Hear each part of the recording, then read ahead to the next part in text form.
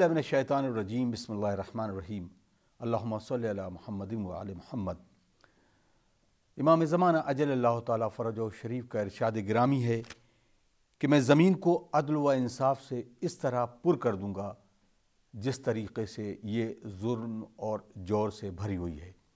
ناظرین اکرام، آپ دیکھ رہے ہیں پروگرام احکام اسلامی اور ہم آپ کے سوالوں کے جوابات آپ تک پہنچانے کی کوشش کر رہے ہیں۔ بحمدللہ یہ سفر یوں ہی جاری ہے اور امید کرتے ہیں کہ آپ اپنے سوالوں کو اسی طرح بھیجتے رہیں گے اور تمام ان لوگوں تک اپنے اس پروگرام کے بارے میں بھی بتائیں گے تاکہ وہ افراد جو ابھی تک ہمارے اس پروگرام کو نہیں دیکھ رہے ہیں یا اس سے مستفیض نہیں ہو پا رہے ہیں وہ بھی اپنے سوالات ہم تک پہنچا دیں۔ ہمارے ساتھ موجود ہیں حجت الاسلام والمسلمین علی جناب مولانا مصطفیٰ علی خان ادیب الہندی صاحب قبلہ۔ آئیے استقبال کرتے ہیں اور اس پروگرام کا آغاز کرتے ہیں۔ آغا السلام علیکم۔ علیکم السلام ورحمۃ اللہ۔ آغا بہت بحمدللہ کافی سوالات کا سلسلہ جاری ہے۔ ایک صاحب نے سوال کیا ہے، وہ پوچھتے ہیں کہ کیا ایڈز کی مریضہ جو حاملہ ہو وہ اپنا حمل ساقط کرا سکتی ہے کہ نہیں؟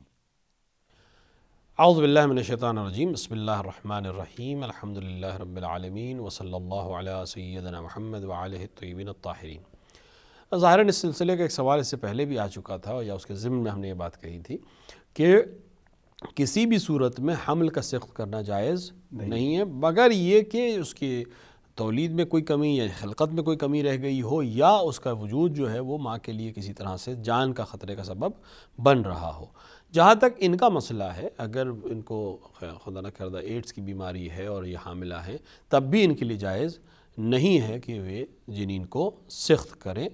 اور بہرحال علاج اور اس سے متعلق جتنی بھی چیزیں ہیں خداوند عالم قادر مطلق ہے اور تمام مسائل کا حل کرنے والا وہی ہے، اور انشاءاللہ کہ یہ مسئلہ اس کا علاج کے ذریعے اور دیگر چیزوں کے ذریعے سے حل ہو جائے گا۔ ضروری نہیں ہے کہ منتقلی ہو جائے اس جنین میں یہ مرض، لہٰذا اس عنوان سے کہ مثلا جنین میں مرض منتقل ہو سکتا ہے یا دیگر احتمالات کے ساتھ حتیٰ اگر منتقل بھی ہو رہا ہو تب بھی سقط کرنا اس کا جائز نہیں ہے۔ اگر اب وہ لوگ جو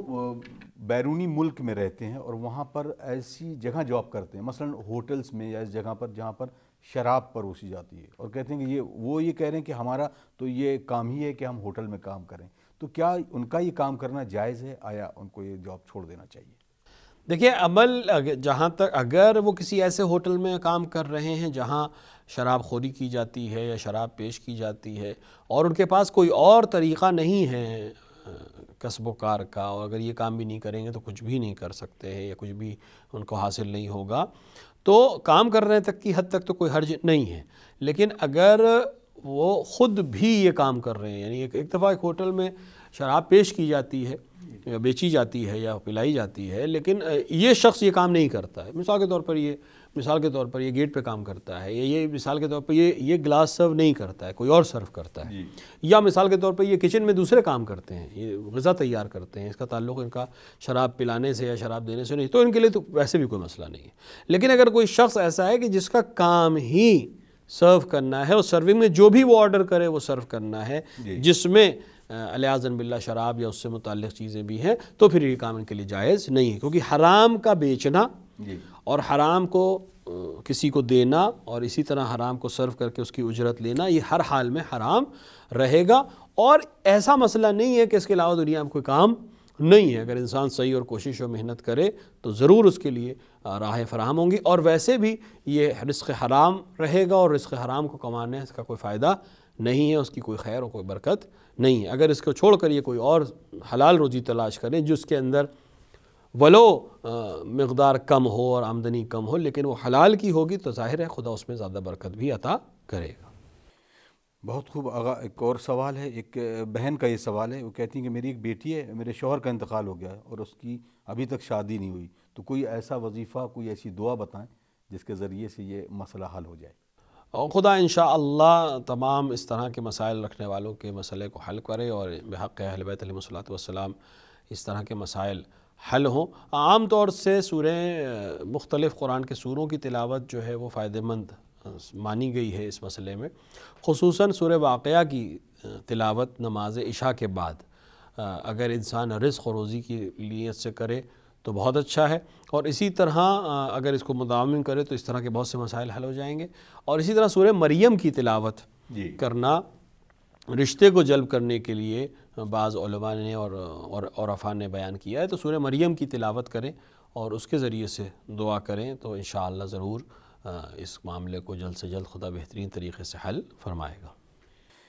ایک بھائی کا سوال ہے، یہ پوچھتے ہیں السلام علیکم۔ علیکم السلام۔ آقا یہ بتائیں یہ کہ جو میں ورزش کرتا ہوں اور اس میں جو ایک خاص طور کی غذا جو ورزش والے دیتے ہیں، میں نے سنا کہ اس میں اسٹرائڈ ہوتی ہے اور کچھ ایسے چیزیں بھی شامل ہوتی ہیں کہ جو کھانے کے لیے منع ہیں، تو رہنمائی فرمائیں۔ دیکھیں جہاں تک ورزش کے تعلق ہے، بہت اچھا کام ہے، اس کو بالکل انجام دینا چاہیے، بلکہ ہر انسان کو کچھ نہ کچھ وقت ورزش میں دینا چاہیے، وہ کرنا چاہیے۔ اور خصوصاً آج کی جو زندگی ہے، جو ہماری زندگی جو مشینی زندگی بالکل بن چکی ہے، اور تقریباً آج کے بچوں کے ساتھ ایک بڑا مسئلہ ہے، وہ یہی ہے کہ وہ ہیلتھ اپنی جگہ سے بہت موومنٹ ان میں کم رہ گیا۔ یعنی ہم لوگ جب اسٹوڈنٹس لائف تھی تو شاید بہت زیادہ موومنٹ تھا، آج کے اسٹوڈنٹ لائف میں موومنٹ اور کم ہو گیا ہے۔ لیکن بہرحال جہاں تک اسٹیرائڈ یا اس سے متعلق چیزوں کا سوال ہے، تو اگر علم نہیں ہے کہ اس کے اندر کیا ہے اور یہ علم نہیں ہے کہ یہ حلال ہے یا حرام ہے، تو اس کو لینے میں کوئی حرج نہیں ہے، اس کو کھایا جا سکتا ہے۔ تحقیق کی بھی کوئی بہت زیادہ ضرورت نہیں ہے، صرف کہنے پہ کے اندر اس کے اندر ہے تو کہنے پہ نہیں چلے گا۔ اگر کسی متخصص نے یعنی اس فن کے ماہر نے بتایا کہ اس کے اندر کچھ حرام ملا ہوا ہے تو پھر اس سے اجتناب کرنا ضروری ہو جائے گا۔ لیکن اگر معلوم نہیں ہے کہ یہ صحیح ہے یا نہیں ہے، تو اگر اس کے اندر کوئی گوشت کی چیز نہیں ہے، یعنی چونکہ گوشت کے لیے ضروری ہے کہ وہ ذبیحہ ہو، تو اگر گوشت کی چیز نہیں ہے اور دیگر چیزیں ہیں تو اس پہ کوئی حرج نہیں ہے اس کے استعمال میں۔ اور اگر شک ہے کہ کون سی چیز ہے اور کون سی چیز نہیں ہے، تب بھی اس کے استعمال میں کوئی حرج نہیں ہے۔ لیکن ایک اور احتیاط جو بہت سے اچھے لوگ اس چیز کے سلسلے میں بیان کرتے ہیں کہ جو نیچرل چیزیں ہیں، یعنی جو بجائے اس کے کہ ان کو اسٹیرائڈ کی شکل دی جائے، اگر اس کو نیچرل طریقے سے حاصل کیا جائے تو وہ فائدہ مند بھی زیادہ ہیں اور اس کے اس کے اثرات بھی بہت بہتر ہیں ان چیزوں میں۔ لیکن جہاں تک سوال کا مسئلہ ہے، ان کے لیے استعمال کرنے میں کوئی حرج نہیں ہے جب تک یقین نہ ہو کہ اس کے اندر کچھ حرام ہے۔ لیکن اگر یقین ہو کہ حرام ملا ہوا ہے تو پھر اس کا استعمال جائز نہیں ہے۔ لیکن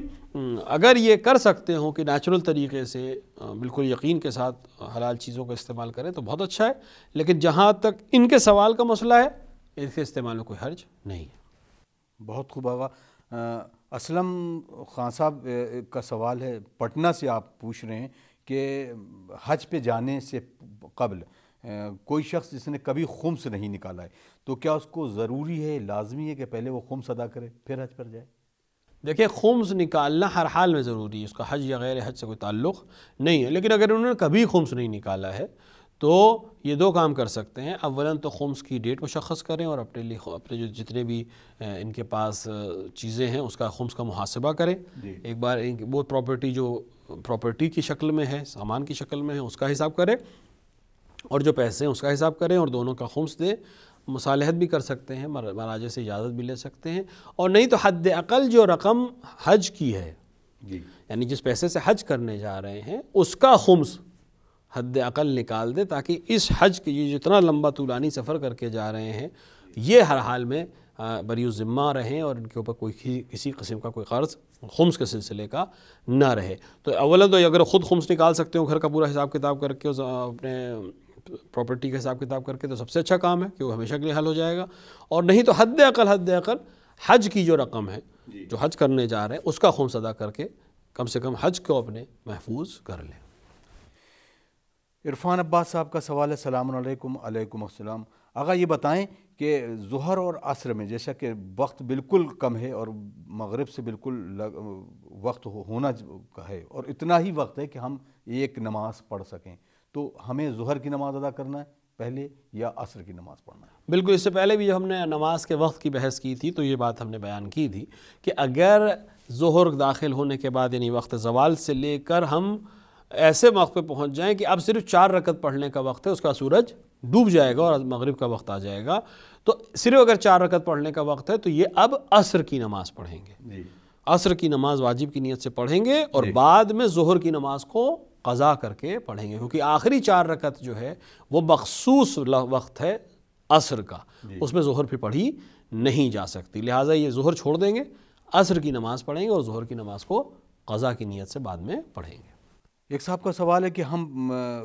خمس تو نہیں لیکن کچھ ایسا رقم نکالتے ہیں تو یہ رقم بتائیں آقا کہ سب سے زیادہ اچھا جگہ کہاں ہے کہ جہاں پر ہم سرو کر سکتے ہوں، جہاں ہم دے سکتے ہوں؟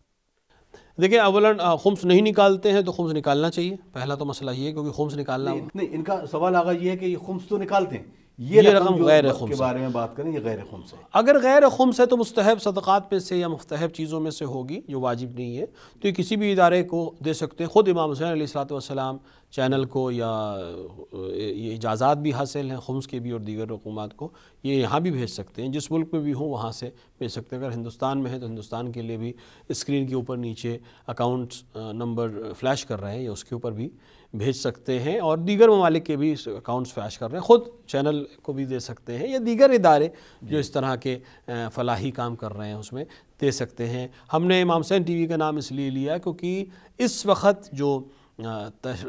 ترویج دین تشیع ہے اس کا جو بہترین ایک طریقہ اور وسیلہ ہے وہ سیٹلائٹ ٹیلی ویژنس ہیں اور انٹرنیٹ ٹیلی ویژنس ہیں۔ آج کتابوں کے دور سے ہم آگے آ چکے ہیں، اور مسجد اور امام بارگاہوں سے کی جو محدودیت تھی وہ بھی اب بڑھ گئی، یعنی مسجد میں ریکارڈ ہونے والا پروگرام بھی اب سیٹلائٹ ٹیلی ویژن کے اوپر، پہلے اگر مسجد میں لوگ آتے تھے 100-200 لوگوں نے سن لی تقریر، مجلس آپ نے کی 1000 10,000 20,000 مجمع آ گیا، لیکن اب ریکارڈ ہونے کے نتیجے میں یہ کیمرے جو لگے ہوئے ہیں یہ سیٹلائٹ ٹیلی ویژنس کے ذریعے سے یہی مجلس جو پہلے صرف 10,000 لوگ سنتے تھے اب لاکھوں کروڑوں لوگ سن سکتے ہیں، اور ظاہر ہے کہ ان کو مدد کی ضرورت ہوتی ہے، اور مذہبی چینلز کو ظاہر ہے کہ بہت زیادہ فنڈز کی پریشانی اس لیے رہتی ہے کہ ایڈورٹائزنگ جو کہ طریقہ ہے پیسے کمانے کا چینلز کے لیے وہ مذہبی چینلز کے لیے بہت محدود ہو جاتا ہے، لہٰذا بہترین طریقہ یہی ہے کہ آج کے دور میں اگر ترویج دین اہل بیت کرنا کوئی انسان چاہتا ہے اور اس میں مدد کرنا چاہتا ہے، ایک دفعہ ایک انسان مدد کر سکتا ہے تقریر کر کے، ایک دفعہ ایک انسان مدد کر سکتا ہے تقریر آرگنائز کر کے، تو یہ آرگنائز کا جو پہلے طریقہ مجلس برپا کرنے کا تھا اسی سے ملتا ہوا ایک طریقہ یہ ہے کہ اس مجلس کو نشر کرنے والے جو ادارے ہیں ان کی مدد کی جائے، تاکہ یہ مجلس جو 10 لوگ سن رہے تھے یا یہ پروگرام جیسے کہ ہم لوگ پروگرام ریکارڈ کر کے دنیا تک پہنچا رہے ہیں یا لائیو کر رہے ہیں، یہ ہزاروں لاکھوں کروڑوں لوگوں تک پہنچ سکتا ہے صرف ایک انسان کی چھوٹی سی مدد سے۔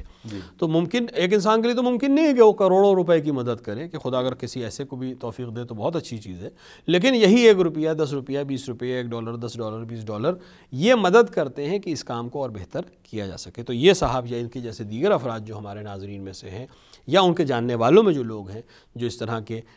کار خیر میں کام کرنا چاہتے ہیں یا رقم خرچ کرنا چاہتے ہیں، تو ایک بہترین وسیلہ خود امام حسین علیہ الصلوۃ والسلام ٹی وی کے لیے یا اپنے علاقے میں جو اچھے ٹیلی ویژنس اس طرح کے کام کر رہے ہیں ان کو دے سکتے ہیں۔ اگر اس ٹیلی ویژن کو دینا چاہتے ہیں تو نیچے اسکرین کے اوپر باقاعدہ نمبرز اکاؤنٹ نمبرز فلیش کر رہے ہیں، اس کے اوپر یہ بھیج سکتے ہیں۔ اگر امام حسین ٹی وی کو اکاؤنٹ پہ بھیجیں تو ایک اس کی جو ریسپٹ ہے وہ ایسے واٹس ایپ پہ اسی نمبر پہ بھیج دیں کہ ہم نے اس رقم کو آپ کے لیے بھیجا ہے، اور اس میں جو ریمارک ہو اس میں یا حسین یا السلام علیکم ابا عبداللہ لکھ دیں، تاکہ آپ کا سلام بھی امام حسین کی بارگاہ میں پہنچایا جائے اور آپ کی رقم بھی امام حسین علیہ الصلوۃ والسلام کے منسوب ٹیلی ویژن تک پہنچائی جائے۔ جزاک اللہ جزاک اللہ۔ ناظرین یقیناً یہ آغا کی طرف سے تو خوبصورت میسج تھا، اور یہ آپ ہی کی طرح سے اور آپ کی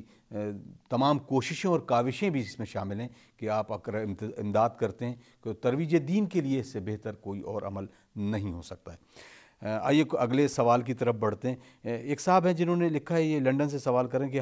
میں یورپ کے الگ الگ مختلف ممالک میں جاتا ہوں، میرا کام یہ ہے کہ میں آن لائن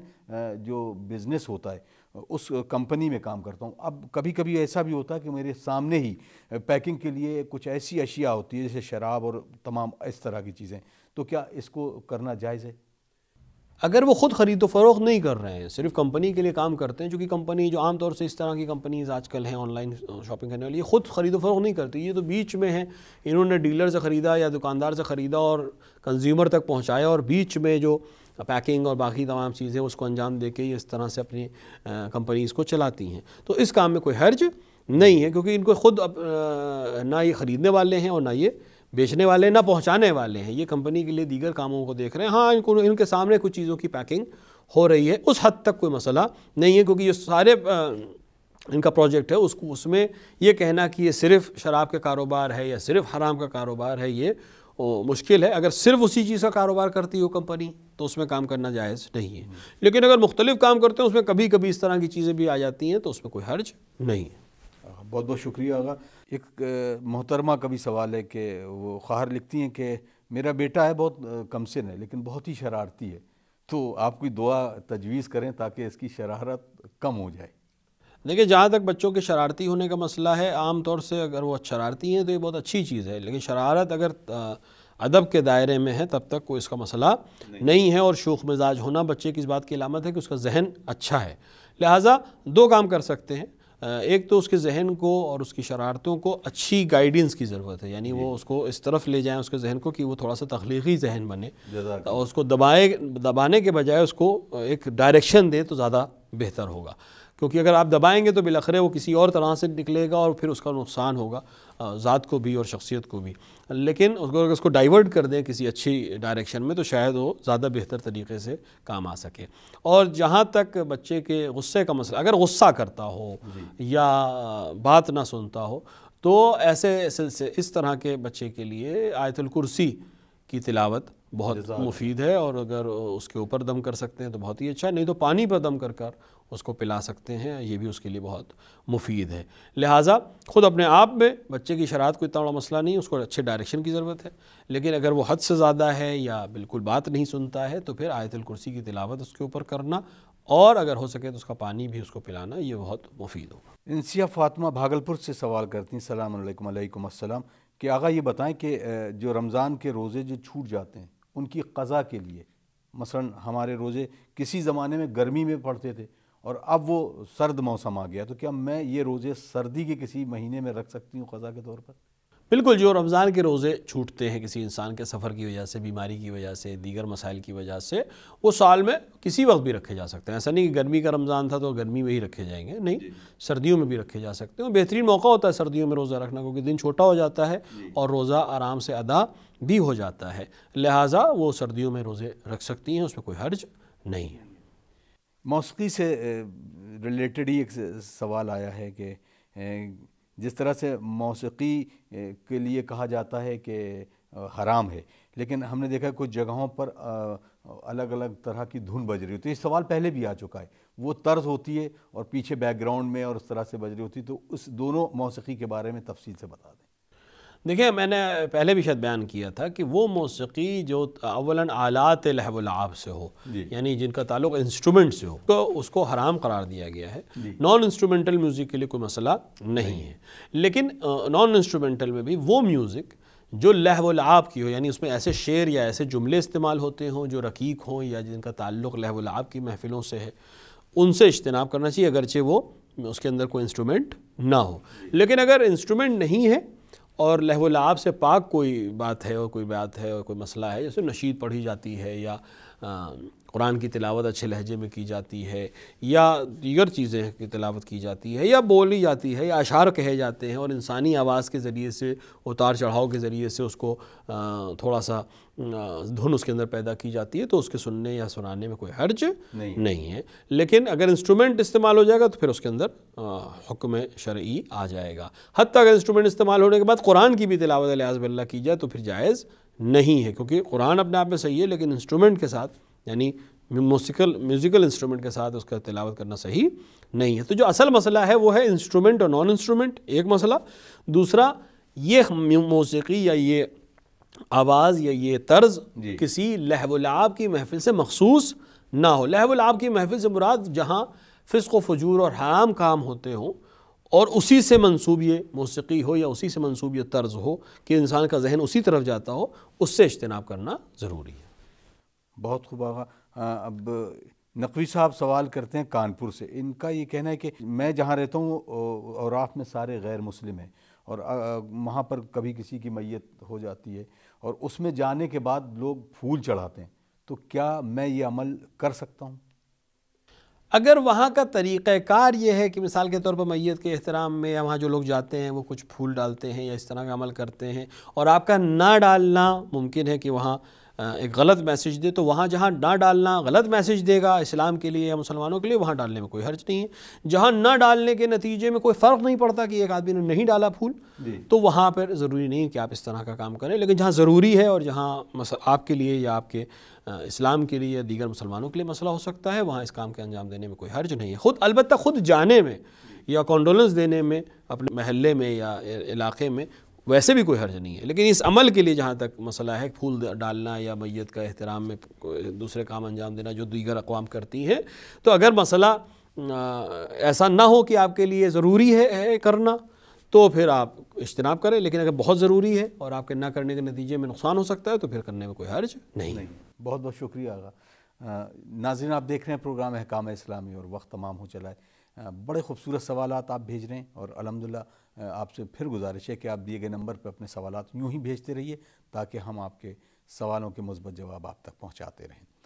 امید کرتے ہیں ناظرین کہ آپ کو یہ پروگرام بے حد پسند آ رہا ہوگا، اور ہمیں اور ہماری ٹیم کو دعاؤں میں ضرور یاد رکھیے۔ انشاءاللہ اگلے ایپیسوڈ میں کچھ اور سوالوں کے ساتھ حاضر خدمت ہوں گے، تب تک کے لیے ہمیں اجازت دیجیے۔ والسلام علیکم ورحمۃ اللہ وبرکاتہ۔